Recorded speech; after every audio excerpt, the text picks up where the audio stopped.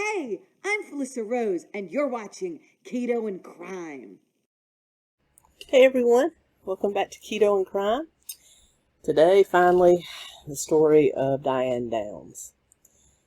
This is one of those classic true crime cases, and I'm always hesitant to say classic because there's nothing classic or good about murder, but this is one of those cases that's in the American carousel of crime. You know, if you could level it down to maybe 10 or so true crime cases, this would be in that pantheon. So that's the reason I say that. So today we're going to look in-depthly at the Diane Downs story as told by famous true crime writer Ann Rule in her book Small Sacrifices. That is the primary source for the material that I'm going over here today. The book, not the movie. Now, I have seen the Farrah Fawcett miniseries starring Farrah Fawcett, of course, and Ryan O'Neal, and it was a good movie. But there were changes that Ann Rule made to her book from the case. Not facts. She did change some names. For example, we all know that Robert Knickerbocker was the lover that Diane Downs was so obsessed with. In the book, he was called Lou Lewiston. I don't know why Ann Rule made that change, but she did. I have a feeling it was probably because, legal privacy issues in the, early 80s. And then in 1989, when they actually made the movie, they changed the names again, particularly of the children. The children's names that are mentioned in the movie are not the correct children's names.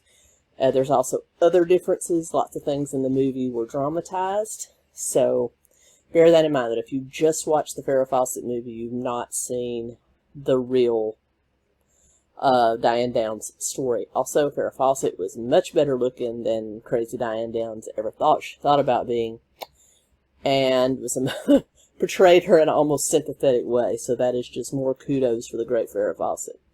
But with that being said, that's what we're going to get into. My neck has finally gotten to the point I can turn it a little bit, so we're just going to dive into it. But first, and I will put timestamps down below if you want to skip all of this, including a great shout out to my sponsor, Keto Krime, as well as my patrons and channel members, the people that really keep this going. If you want to skip all of that, just know that you can join down below. Check out my discount coupon for Keto Krime down below.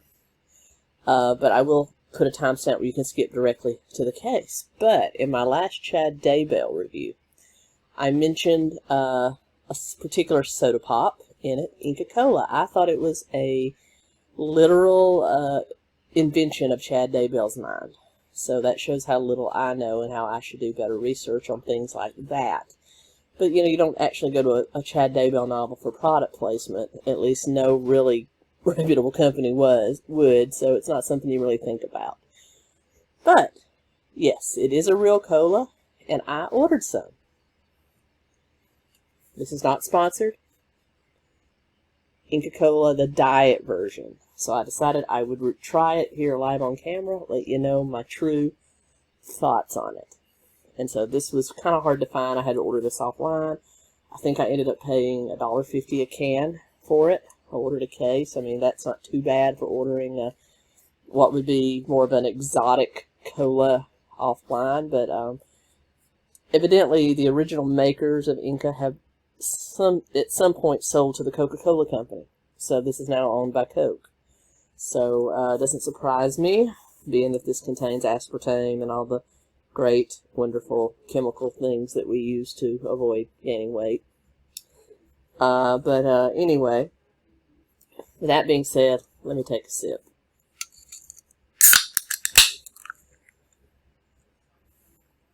It is kind of a golden clear, much like a ginger ale. So, kind of smells like juicy fruit gum. Wrigley's Juicy Fruit Gum is a good comparison.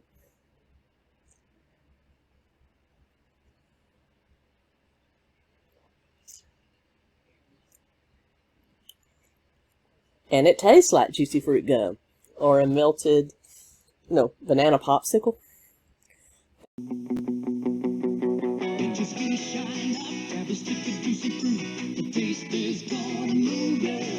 That's what I like in it. I'm 12, perpetually 12 in my palate, so I think of things like juicy fruit and popsicles. So this is really good. It's something that I will add to my pantheon of diet drinks. Won't be able to get this much off because it is more expensive than the stuff you can find in the store. I'm told you can find this at international markets, but the diet version is a little harder to find. So if the diet version tastes this good, it of course has that aftertaste that you get with most diet sodas. But I'm sure the regular, because we all know regular cola is 10 times better than Diet Cola. Let's just admit it. Let's get off that lie train that Diet Cokes ever taste better. And I'm in the South where everything's Coke. That diet sodas are as good as their regular counterparts. That's a lie we need to quit telling ourselves. We all know that the real version is better. So I can only imagine that the real version is so much better. But that is Inca Kola. Not sponsored, just giving it a review here. And I'll be enjoying this beverage when I talk about Diane Downs. So let's jump into it, shall we?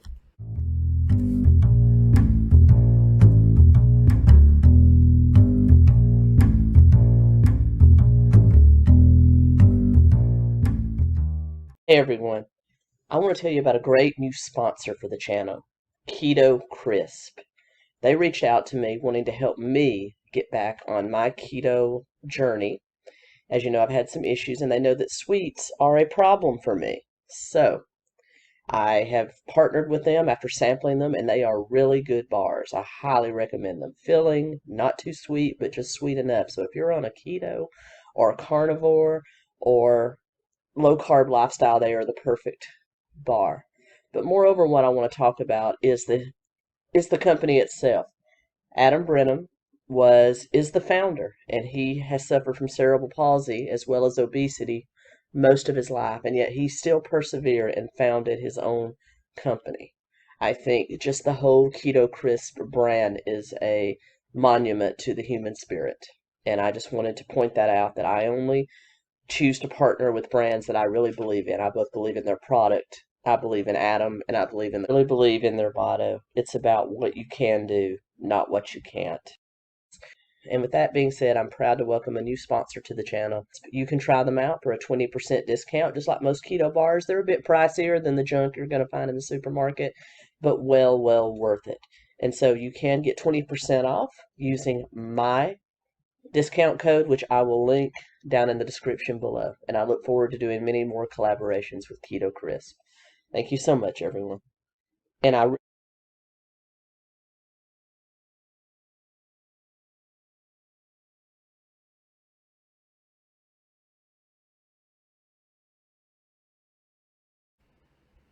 okay, as I had said, this synopsis is mainly due to Ann Rule's famous book, Small Sacrifices. Ann Rule, who died in 2015, was one of the best known true crime authors of all time. Oh, geez, Ann, you're comical. You are so far-fetched. And they surely don't know about it from reading Ann Rule's book. Trust me. Okay. Well, not only is she known for Small Sacrifices, she's also known for the definitive book on Ted Bundy called The Stranger Beside Me, and how she actually interviewed him and actually became quasi-friends with him while he was in prison. So she knows a lot about it. She grew up in the Pacific Northwest, lived in the Pacific Northwest, concentrated on crimes committed in the Pacific Northwest, such as this one. As I had said before, she based her book on police interviews, documents, interviews. Names were changed, I'm sure, for legal reasons, and they were changed again for the movie. So my main source is Ann Rule's book, as well as court documents, documentaries, articles, interviews that I could find. I'll list, of course, all my sources down in the description if you're so inclined to check them out. I always start with Wikipedia to get a good kind of scattershot of sources, and then I go directly to the sources, just to let you know how I work. I start with Wikipedia, work my way backwards. So if you want to know the Tracy research method, that's it. And then if there's a definitive book, as you know, my channel is book reviews based on crimes, then of course I throw that in there as well.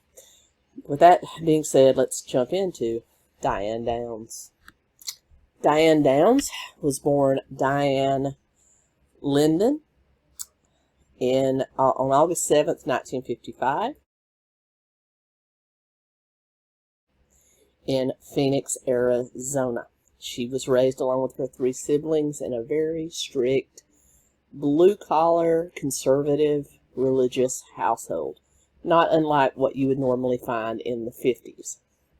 50s, as you know, was very much, you know, what we call the golden age of America, with just coming out of World War II. Very conservative, very fearful of communism, very holding to God, because that is actually the period where under God was added to our Pledge of Allegiance by virtue of the McCarthyist Congress. So religion and going to church, very important during this time. Just keep that in mind. So she was raised in what you would consider a very traditional religious household.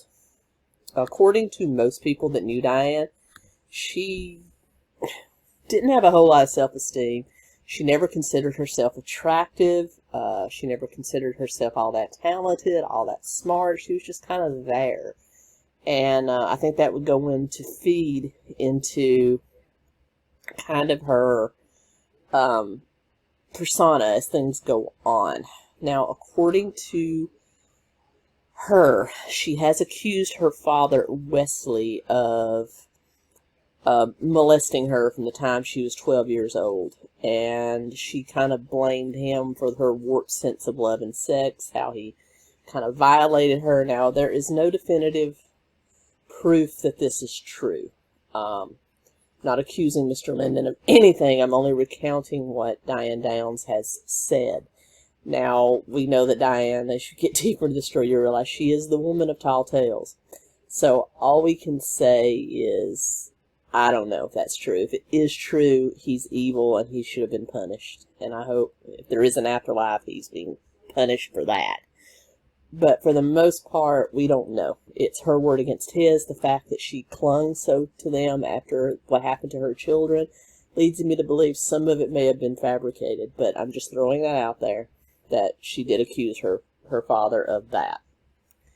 She did attend Moon Valley High School, where she kind of rebelled against her parents by cutting her hair short, which was a very women do not thing to do. And then in the mid-60s, when she would have been in high school, mid to late 60s, and kind of started dating around. Diane has a long reputation for being kind of loose. And I don't say that in a derogatory term. I think, you know, sexuality, we can debate sexuality and what's kosher for men and women. I think what's kosher for one is kosher for the other. But women do sometimes get a reputation, especially in small town high schools, and that's kind of what she was. She got a reputation. She met her future husband, Mr. Steve Downs, at Moon Valley High School, and they dated exclusively for a couple of years. I believe they were 15 and 16 when they met, not married. And then after high school, he joined the military, and she went to Pacific Coast Baptist Bible College in California to pursue a degree in ministerial studies. However, at the end of her freshman year, she was expelled for getting to know too many young men in the biblical sense. So she took that to the extreme and was soon returned to her parents in Arizona for being a biblical slut, for being a Jezebel, for whatever it was she did. In 72-73, while living with her parents, and after Steve had come home from the Navy, they reconnected and actually ran away together, and on November 13th, 1973, they eloped. Basically, according to Diane, from the early parts of their marriage, Steve only wanted to have sex. He felt that marrying her was a way to secure that, and she never really felt loved. She said that the sex between them was very cold, very calculating. She attributed that, what she said, happened with her father, and so she was trying to find her self-worth through sex. It didn't really help, and so it was kind of a loveless marriage, according to her, and she decided if Steve didn't love her, if her parents didn't love her, she would make somebody that loved her. And she, even after telling Steve she was on birth control, she got pregnant with their oldest child, Christy Ann, who was born in 1974. Now, according to Diane, after the baby was born, even though Steve was a decent father, he was not good to her and began physically abusing her, as well as them just having overall financial difficulties. This was a 19-year-old and an 18-year-old trying to make it in the world. So it's very difficult with a young baby. And so according to some sources, I cannot confirm this 100%, Diane herself joined the Navy to bring in more money and to, and by all accounts, get away from Steve and even get away from her kids, because even though she enjoyed the whole issue, the whole thing of being pregnant and what she felt was a woman's ultimate thing, and just being happy and being kind of bowed down to as Mother Earth.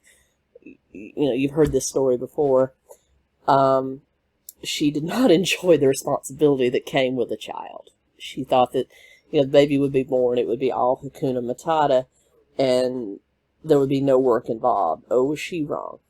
So she definitely misjudged what being pregnant, being a mother, actually turned out to be. So she supposedly joined the Navy, but was returned to Steve within weeks for basically flunking out of boot camp. Now, I don't know if that's true. It was in a couple of the articles in one of the documentaries that I watched. So I'm throwing it in there. Take it with a grain of salt. So Steve would get kind of sick of dealing with her, I suppose, and send both Diane and Christy to her parents to live while he kind of got his head on straight. But they would immediately send them back saying it was, he married her, he made his bed, now lay in it. So it was a very lovely and supportive family, isn't it? So, of course, Diane, wanting that whole pregnancy enlightenment feeling and possibly another person to love her, got pregnant again on the sly with Cheryl, and who was born in 1976. Steve was angry of having been, what he said, tricked into more babies. He was stressed over finances, so he had a vasectomy to make sure that no other babies would ever come. And supposedly she got pregnant again and had an abortion because she said she couldn't handle the kids she had. Now, Steve went back and had a second vasectomy because evidently the first one didn't take. That's evidently a thing that happens, is some vasectomies do not take. So Steve went, was checked out, had essentially another vasectomy to basically made sure that there would be no more children in the Downs household. According to Diane, though, she still heard the voice of that unborn aborted baby. So she named her Carrie and began having conversations with her. This freaked Steve and the other two girls out to no end, as you can imagine, but still, they did not seek any help for her. She kept leaving Steve. She would leave Steve, take the girls, go out, try to find a job, support herself. She couldn't, so she would always end up coming back to Steve. She wanted a baby to replace Carrie. She felt that she needed to bring a baby into the world to replace Carrie. She begged her, at that time 21-year-old husband to reverse his vasectomy. He said no go.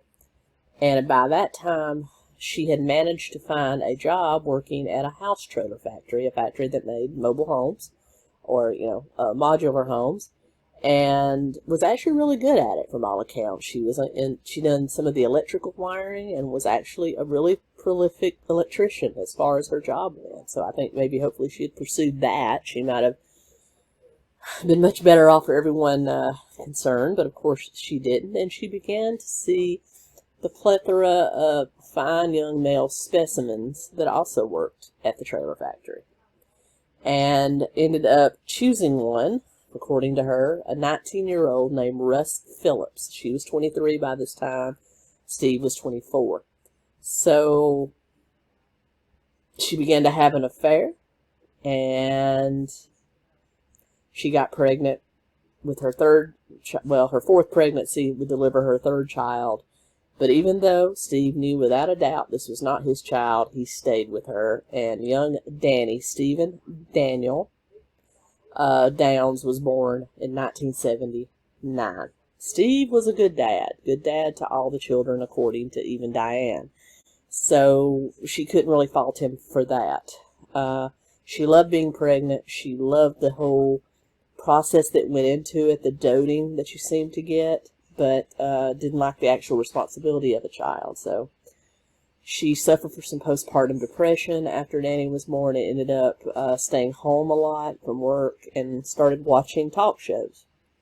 And it was then that she saw an episode of the Phil Donahue show on which some want-to-be parents were looking for a surrogate to birth their child, and Diane became obsessed with it. She actually called the Donahue number, got the information on the St. Louis, Missouri surrogate clinic, Louisville, Kentucky surrogate center, where this couple was trying to have a baby, and applied. She went through the process. She lied about her sexual promiscuity.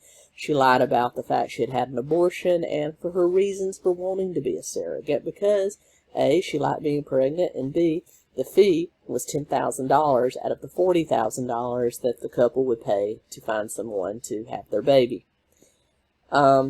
She was still working part-time. She had quit the trailer factory and got a job with her father, who was a postmaster in Phoenix, and he had gotten her a job as a part-time letter carrier. And she also thought that the $10,000 would be a huge boon for the family. As part of the whole process, she went through 2 psychiatric exams. Both of them she failed. Both of these psychiatrists said she was a little off her nut, and that she did not understand social responsibility and may not want to surrender the baby after giving it. But yet, she got accepted and started going through the whole insemination process with these parents. I hope surrogacy has come a long way, but I can't imagine allowing somebody that failed 2 psychiatric exams into the process. What was going on in the early 80s? Good God. But even during this time, which is highly a no-no for any surrogacy center, you were supposed to, during the insemination process, you're supposed to restrain from sexual intercourse with your partner, much less others. But she was not only sleeping with Steve, she was having affairs with various men that worked at the post office. She would leave her kids with Steve, she would leave them with her parents, she would find babysitters so she could go out and basically convalesce with these men, in addition to undergoing artificial insemination for the couple that she was working with in Louisville.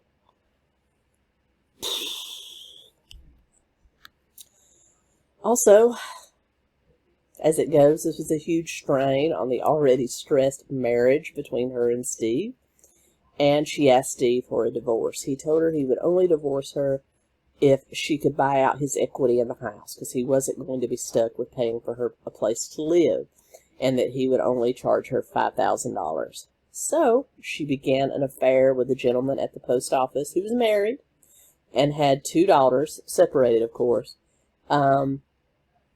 He loaned her named Matt Richmond. He loaned her the money, and he actually moved in with her kids, and his 2 girls into the house in late 1980, and that relationship lasted through summer of 1981. He was horrified about how she treated her kids. He thought that she came off as this very sweet, demure, wants to be a good mom type, but then was a total Cruella de Vil when in all life. And he was horrified at the way she treated her kids, and when she started out on his kids, he left her immediately. She had this persona, like I said, 2 different persons, almost like a split personality.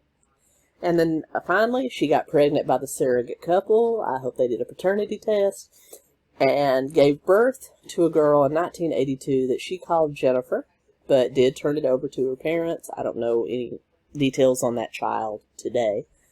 But she got her money, and out of that money, she paid Mac back his $5,000. She brought all the kids home. She went back to work at the post office, where again, she started several affairs with men working there. In fact, a lot of the men interviewed about this case said that she came off as very sweet, very demure, but was almost a dominatrix when it came to the bedroom. Again, because of her saying it went back to her alleged sexual abuse at the hands of her father. She met two men that truly interested her, one by the name of Jack and one by the name of Robert Knickerbocker. At first she fell for Jack and was just kind of using Robert because they were friends to get to Jack, but eventually realized that only Robert was very perceptive and very open to her. So she kind of forgot Jack and went for Robert, and ended up, what she said, falling in love for the very first time. Robert Knickerbocker was married, and his home life was on very rocky grounds, according to him. So he did pursue an intimate relationship with her, but in later interviews with police, he said that he felt it would be a quick fling, no strings attached, and that he could eventually reconcile with his wife. So, who was called Nora in the book and Nora in the movie. But she, as I said, Robert was called Lou Lewiston in both the book and the movie. But he said he never expected it to go as far as it did. For him, it was literally just a sexual fling, because like I said, she was good for that, evidently.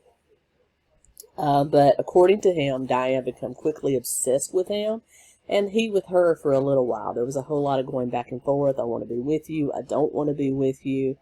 And that almost it turned into kind of a semi-stalking situation where Diane was kind of obsessed with him, and then vice versa. And then he said he broke it off when it was obvious to him that Diane would not stop short of killing his wife to get him all to herself. So he decided, this woman's a little too crazy for me, and completely broke it off. And it was this time that Diane kind of went into a free fall. She was upset. She called her father, who is now a postmaster in Oregon, and got the transfer from Arizona, from Phoenix Chandler. A lot of things go on in Phoenix and Chandler, don't they? Phoenix Chandler post office to the Eugene, Oregon area, and actually moved there, though still expecting, according to her diary that would later surface as a huge amount of evidence in this case, that Robert was going to finish things up with his wife financially and then move with her. But according to Robert, that was never the deal, and he was not coming to Oregon. But Diane and her kids did move to the Eugene, Oregon area. While in Oregon, Diane continued to write Robert Knickerbocker daily from her new home in near the city of Cottage Grove, Oregon, which is in that Eugene area where the university is. She wrote him every day. The majority of her letters were returned to her unopened, and she saved them. In addition, she also wrote of her passions for him in the diary, in fact, naming the Duran Duran song Hungry Like a Wolf as their song. That will be very important later. It's also noted that Cheryl Lynn, who was the middle child, told her grandparents just before the accident that she was scared of her mother.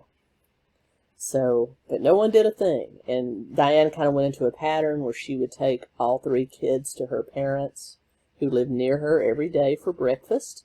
Then Cheryl and Christy would go off to school, when Danny would stay with her mother, and then she would pick them up. They would sometimes have dinner with her parents and then go back to their condo nearby, just a few miles away. It's also important to note that just before the accident, Diane purchased a brass unicorn for the children that was with all three of their names on it, saying, "Here was to new beginnings." Ironic, huh? And now, the night of the crime. May 19th, 1983. Diane Downs drove her brand new red Nissan Pulsar to the �McKenzie-Willamette Hospital outside Springville, Oregon, and stopped just outside the emergency room. She immediately got out and started shouting for help. Two nurses, Rosie Martin and Shelby Day, ran out to see what was going on, and she said that somebody had shot her kids. Nurse Martin immediately opened the door of the back seat and grabbed out a young girl who turned out to be Christy, and while Gay opened the door, and a doctor who just ran out opened the other back door and grabbed out Danny. They started to run back to the hospital thinking they had everybody, and that's when Diane Downs started screaming, "No, get Cheryl, she hasn't moved." Day went to the front seat, grabbed what looked to be a very hurt young girl. According to the medical staff that grabbed the children and took them back for exams, Christy and Danny were pretty light, as it appears they were tensing their muscles and things, where Cheryl was kind of dead weight. So immediately, Nurse Day suspected that this child was already deceased, but still ran them back. A social worker by the name of Judy Patterson took Diane into the waiting room and tried to comfort her and find out what had happened. Diane was flinging around an arm that was shot, and Judy offered to tend to it herself, even though she wasn't a nurse, until there was a medical professional available. Diane first told us her side of the story. She said that she had gone to visit a friend by the name of Heather Plourde in Marcola, Oregon, that was nearby, because she had horses and the children wanted to see the horses.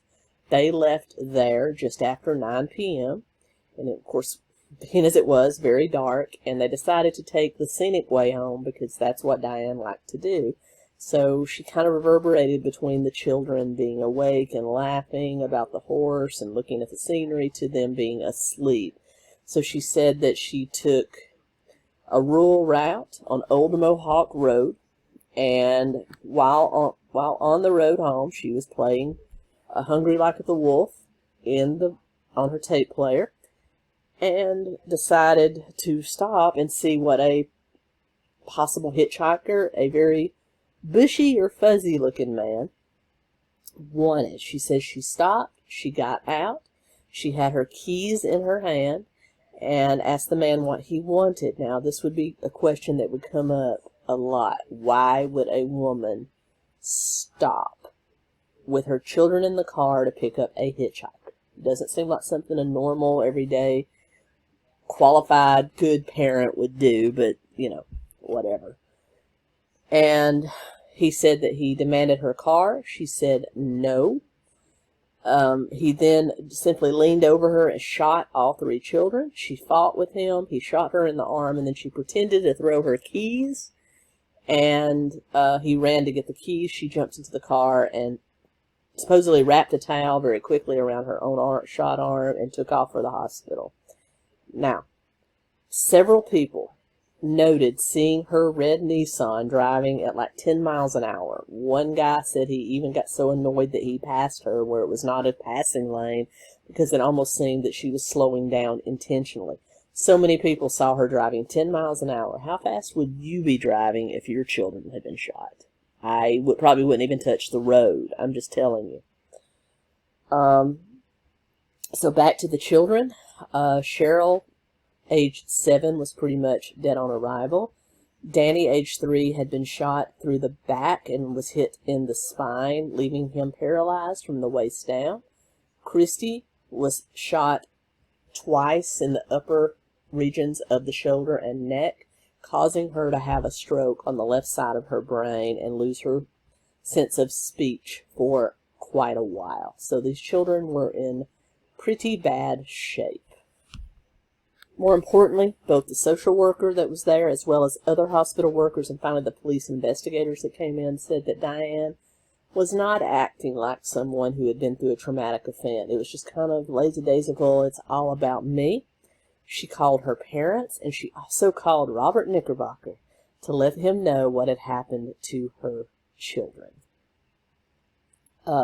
Wesley and Willadine came to the hospital. They said they had just babysat them that day. They had no idea what was going on, that she was even going out afterwards. And they decided, after the sheriff had arrived, after the police interviewed her and realized it was more of a county issue than a city issue, the sheriff was called, and he asked Diane to come to the scene of the crime and kind of walk through what had happened. She immediately asked, when they got out to the parking lot, "Is my car okay? Is there bullet holes in it?"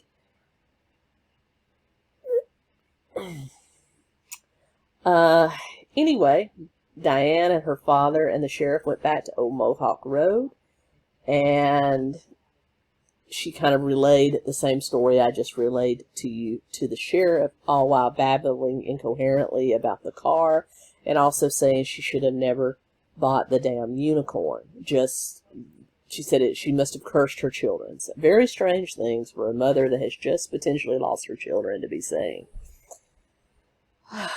When they returned to the hospital, the nurse immediately told them that Cheryl had passed. And again, Diane did not seem that upset. She seemed almost like, "You're lying, my child's not dead. She's going to be okay. How are the other kids?" And when they told her kind of the status of Danny and Christy, she was shocked. She acted like, "They're really still alive?" Kind of like that. All the time, the law enforcement that's there now, both the sheriff and special investigators from the prosecutor's office have arrived. Their, red flags are going off, ding, ding, ding, ding, ding, in their head. It was during her interviews with with the special investigators from the prosecutor's office, that she was asked about weapons that she possibly owned. She admitted that she had a .22 rifle at home and a .38 Saturday Night Special pistol as well. She consented to a search of both her car and home. They searched her home, searched her car, found both weapons that she had said would be there, as well as questioning Heather, the girl that the friend they supposedly went to see, and confirming that she did have a horse and they were there that evening for the time that Diane said they were there. Also in her house, they found the famous brass unicorn, and they also found her diary entries, which told the whole sordid story of her and Robert Knickerbocker, and it was very duly noted that Robert did not want children. He didn't want children of his own. He did not want to be a stepfather to her children, as well as all of the returned and unmailed letters, all the returned letters that he had sent back to her, as well as unmailed letters to him as well. They found the .22 rifle and the .38 Special. They took rounds from them as evidence. During that time, the lead prosecutor on the case, Fred Hughey, he and his wife Joanne were both in the legal profession. They had high-powered careers. They had made the decision early on not to have children. Fred Hughey arrived at the hospital and immediately went in to see both Danny and Christy. He said that when he approached Christy's bed, she had been pretty unresponsive to anyone that had come in, except when her mom walked in, her heart rate sped up tremendously. The nurses had made note of that. Fred Hughey would also witness this when he was in visiting her. But when he first approached her bed, he said that her eyes shifted to look at him. And their eyes met and locked, and she tried to raise her hand to reach out for him, as if she knew he was there to help her. And immediately, this is almost like Twilight, immediately this man imprinted on her. It was just like, I'm going to protect this child with every bit of my being. And his wife felt the same way when she came to visit him, and they would end up adopting both Christy and Danny after the conclusion of the case. Talk about fate. Diane was not only changing her story back and forth when she talked to investigators, she was also starting, because this was a small town where not a lot of things happened. Press was starting to get involved, and then it became a national case. And Diane was giving a lot of weird interviews where her stories went back and forth. In addition, the actual forensic evidence that the investigators started noting did not match up. In addition, they interviewed both Stephen Downs and Robert Knickerbocker. And with Robert, they found out that he was not planning to move to Oregon, that Diane was pretty much pseudo-stalking him, culminating in he had loaned her $500, and he gave her a gold chain as kind of a earnest money, I guess. And she had actually came to see him at the post office in Chandler. They had had one final blow-up. She had paid him back his $500. He had given her back the chain. But she was still speaking to her parents, talking to her children, writing in her diary as if he was on the way to live with them in Oregon. But she was also noting that he did not want to be a daddy. And he actually construed the story saying, yes, they went back and forth a lot. Perhaps he was given mixed signals, but he knew that he had no doubt that Diane Downs would very easily remove her children from being an obstacle, as she had often made mention of removing his wife as an obstacle, and that was one reason that he had broken it off with her. He and Stephen Downs both told them about a .22 caliber Ruger pistol that Diane had and knew how to shoot. That was a weapon that Diane Downs never mentioned, and, of course, no shocking, the bullets removed from the children were from the .22 Ruger pistol. And they found those bullets because Stephen Downs, who admitted he had bought the gun in Arizona and given it to her, that he had come down with the potential of possibly reconciling with her, and they had gotten into a fight in her home, and she had actually fired the pistol in his general direction, and that was the bullet they were able to take out and match it to the bullets in the children. Also, the witnesses started coming forward saying that she was doing between 7 and 10 miles an hour on the road that night, not rushing, almost seemingly driving in a very slow, methodical way to get the children to the hospital. According to Diane, she had taken the keys out of the car when she got out to confront the fuzzy guy, and the way the cars were made back then, if she had taken, and even now, if you take the keys out, the radio or tape player is going to continue playing. Well, in this case, after she could speak again, Christy said that the music never stopped playing. The Hungry Like a Wolf song never stopped playing. So her story about getting out with the keys to confront the man on the side of the road was total buckus, because the radio would have stopped playing if that had happened. Again, those weird interviews all culminating in when police asked her to reenact what happened that night. And I have some video footage of it here. She almost seems like she's having a good time, loving it. Not like a mother whose 200 children have just been killed and the other 2 are forever changed. A reenactment for us. We simply wanted to nail down her statements, and she was more than happy to do that. Sitting in the car is Elizabeth Diane Downs. She can be seen sitting in the car, and she's kind of primping, making sure that her hair looked the way she wanted it. Diane Downs is trying to show the investigators exactly what happens. I'm throwing the keys, okay? I'm throwing the keys. So they can understand and get the forensics right. I go like that. I got in the car, jumped in, put the keys in. I just hit my cast. Started the car and left. The car door shut itself. God. She was giddy, she laughed, she cracked jokes. I mean, she's reenacting the gruesome shootings of her 3 children. She doesn't seem at all upset. Christy slowly regained her speech and did begin talking to the prosecutors, but at first she did not want to reveal who shot her. And the prosecutors and her therapist came up with a way that she could talk about it. She would write down the name of the person that shot her, and then she had 2 choices. She could either give it to the therapist, who would then give it to the prosecutors, or she could burn it in the fireplace. They would never force her to do something that she didn't want to do. And finally, she wrote down the name and gave it to her therapist, and when they opened it, it said, "My mom." The psychologist who testified that when he asked her to write down, because it took, as you can understand too, Diane, it is a very traumatic Extremely. experience. And so, Extremely. from my understanding, it took a long time for the psychologist to get to the point where your 9-year-old daughter at the time, Christy, could trust him. And when he finally did ask her, they started out having her do drawings of the person who shot her. Yeah. And when she first did the drawing, the person didn't have a face. According to the psychologist, she was afraid to even talk about this whole experience. And so it took a long time for her to get to the point where she could even write down the answer to his question: who shot Danny, her little brother? Who shot Cheryl, who's now dead?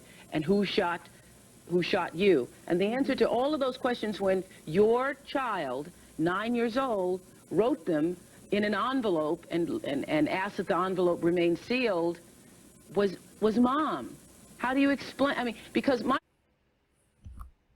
And that was the final piece that the prosecutors needed, and she was arrested February 28th, 1984, and she was 9 months pregnant. I want to know what man would stick his *𝐸𝐸𝐸 in this crazy bitch after everything that's going on, all the interviews with her on TV. What very hard up guy would do that? I don't get it.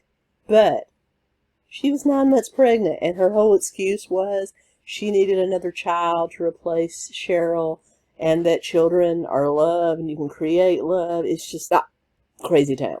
Crazy town. During the trial, the prosecutors argued every other just talked about, prior.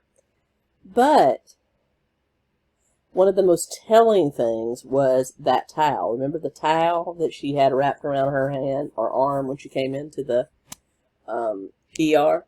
Now, the prosecutor made a point with the actual towel showing how neatly folded.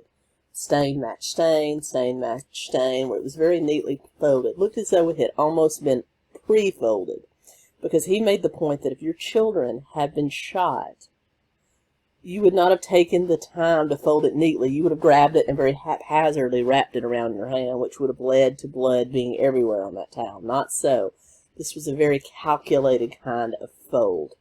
There's no blood at all in the driver part, and your arm when you got to the hospital was completely wrapped in a triangle bandage made out of a towel. So absolutely contorted after the shooting. It was twisted and shoved back 2 inches, twisted at a 90-degree angle, which proves that there was a struggle, and there's also blood on the driver's seat, which is evidence of the fact that I jumped in the car and my arm fell against the seat helplessly, as I stated.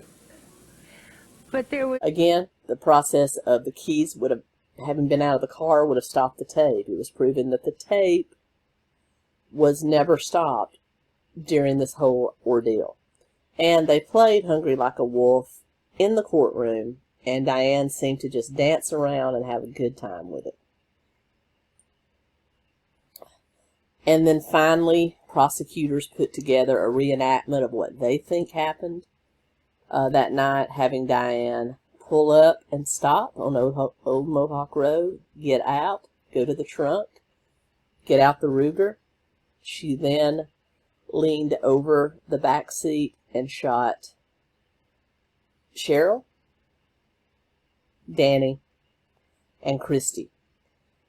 Cheryl's reflex, even though she was already dead, she actually leaned forward and opened the front door of the car and fell out. Most of the shots came from the passenger side through the front and back, whereas when she was testifying, she said that all the shots came from the driver's side. The forensic evidence showed no blood splatter on the driver's side, only on the passenger side, which backed up the whole case that the prosecutors laid out. And it was due to this that an Oregon jury of her peers convicted her June 17th, 1984, and she was sentenced to life in prison plus 50 years. The two children that survived were adopted by Fred Hughey and his wife. They've had a very comfortable, nice life. Prior to her life imprisonment, she gave birth to her other child, who was who she named Amy, was seized by the state of Oregon and later adopted by Chris and Jackie Babcock. Now, I'm not going to get too much to this child's story, but let's just say that they renamed her, and she's had some issues. She's had some issues with allowing herself to be used and sex and things like that. She even reached out and made contact with Diane, and Diane joked with her about how unfortunate it was to have their nose, but she has since turned her life around and is doing okay. Diane was originally incarcerated at the Oregon's Women's Correctional Facility in Salem, which is not far from Eugene. She escaped in 1987 and scaled the 18-foot barbed razor fence and was the subject of a 14-state manhunt for 10 days until she was recaptured, sent back to Oregon, and an additional 5 years was added to her sentence for the escape. She has since been transferred to New Jersey. And then later on, after 10 years, to California Department of Corrections. She has undergone several psychiatric evaluations. None of them have changed her diagnosis as being very narcissistic, very low self-confidence. She did go through a series of interviews with Anne Rule while she was writing her book, and she could not be considered for parole until 2009, but it was deemed too dangerous for release at that time. Her second parole hearing was in 2010. Absolutely. I didn't commit them, and I still maintain my innocence. The night you took your children to the hospital in Springfield, will you describe the events of that evening? Yes. My kids and I were sitting at home watching TV. We were watching Helen Keller, the Helen Keller story. I received a phone call from someone who said that he wanted me to come pick up some photographs for my boyfriend. Not of my boyfriend, but for my boyfriend, Rick. Rick is a guy that I'd been dating for about 6 weeks, and he claimed to be an FBI agent. Whether or not he was, I don't know. I certainly never called him at work or showed up or made him prove it or show a badge. It didn't matter to me. I wasn't, to me it was just dating. Same result, and her next one is scheduled for this very year, so keep on the lookout for that. I don't think she's getting out anytime soon. She's still fairly delusional, and it's easy to see in some of the interviews that she's given since then. But with that being said, that is the story of Diane Downs, and I hope you enjoyed it. Until next time, Keto and Crime.